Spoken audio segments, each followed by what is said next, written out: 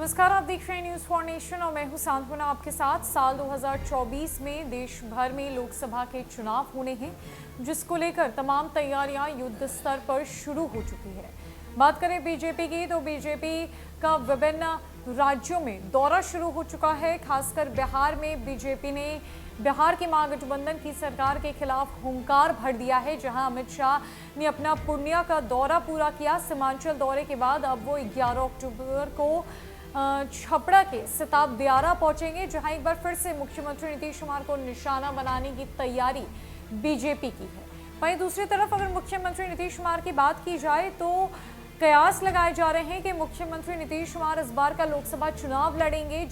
जिन्होंने पिछले कई सालों से कोई चुनाव नहीं लड़ा, वो इस बार बीजेपी के खिलाफ मैदान में उतरेंगे। और इतना ही नहीं, उनके ऊपर ये कयास लगाए जा रहे हैं कि मुख्यमंत्री नीतीश कुमार इस बार 2 सीटों से चुनाव लड़ेंगे।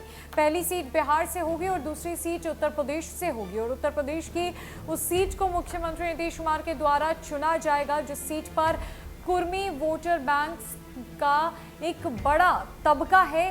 कुर्मी वोट बैंक का एक बड़ा प्रभाव है, ताकि कुर्मियों को अपने पाले में लिया जाए, कुर्मी वोटर्स को अपनी तरफ आकर्षित किया जाए और भाजपा को एक कड़ी टक्कर दी जाए।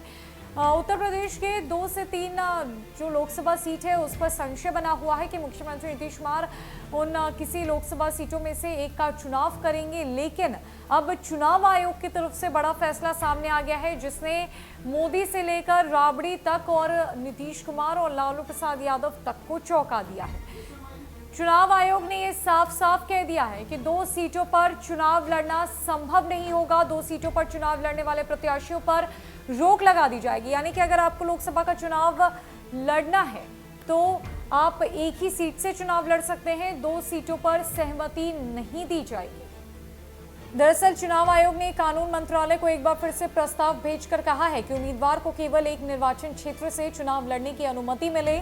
आयोग ने सिफारिश की है कि चुनाव के बेहतर संचालन और प्रबंधन के लिए कानून में संशोधन किया जाना चाहिए। अगर सरकार यह प्रस्ताव मानकर इस दिशा में निर्णय करती है तो उम्मीदवार 2 सीटों से चुनाव नहीं लड़ सकेंगे। आयोग ने सिफारिश में कहा है कि अगर उम्मीदवार के 2 सीटों से चुनाव लड़ने पर किसी कारण से प्रतिबंध लगाना संभव ना हो सके तो कानून में एक स्पष्ट प्रावधान किया जाए कि दोनों सीटों से चुनाव जीतने वाला व्यक्ति उपचुनाव का खर्च वहन करे, जिसे उसके सीट खाली करने के बाद करवाया जाएगा। उस उपचुनाव के लिए वो राजकोष में राशि जमा करवाए। सूत्रों के अनुसार सरकार प्रस्तावित चुनाव सुधारों के संबंध में आयोग के साथ चर्चा कर रही है। इस संबंध में जल्दी ही बैठक हो सकती है।